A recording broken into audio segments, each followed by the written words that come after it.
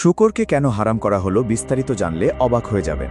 সূরা আল বাকারা আয়াত ১৭৩। তিনি তোমাদের জন্য হারাম করেছেন মৃত জন্তু, রক্ত, শূকরের মাংস। সূরা আল আনাম আয়াত ১৪৫। বলো, আমি যা আমার প্রতি ওহী করা হয়েছে তাতে কোনো হারাম পাই না, তবে মৃত জন্তু, প্রবাহিত রক্ত, শূকরের মাংস, কারণ তা রিৎস, অপবিত্র। একই নিষেধ, বারবার একই বার্তা, স্পষ্টভাবে।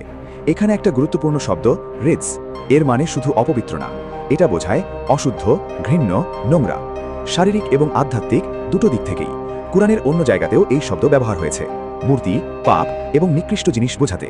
অর্থাৎ শূকরের মাংস শুধু হারাম না, এটাকে এক ধরনের অপবিত্র জিনিস হিসাবেও চিহ্নিত করা হয়েছে। সূরা আল মায়দা আয়াত ৬০ বলা হয়েছে, কিছু মানুষকে শাস্তি হিসাবে বানর এবং শূকরে পরিণত করা হয়েছিল, যা এই প্রাণীকে একটি সতর্কবার্তা হিসাবেও তুলে ধরে। এখন বাস্তব দিকটা দেখো, শূকর এমন পরিবেশে থাকে যেখানে নোংরা সাধারণ বিষয়, এমনকি কখনো নিজেদের মলও খায়। এর মাংসে থাকতে পারে ক্ষতিকর কৃমি, যা শরীরে ঢুকে পেশিতে, চোখে, এমনকি মস্তিষ্কেও সমস্যা করতে পারে। প্রক্রিয়াজাত শূকরের মাংস নিয়মিত খেলে ক্যান্সারের ঝুঁকি বাড়তে পারে, এবং অতিরিক্ত খাওয়া শরীরে প্রদাহ বাড়ায়, যা দীর্ঘমেয়াদী রোগের কারণ হতে পারে।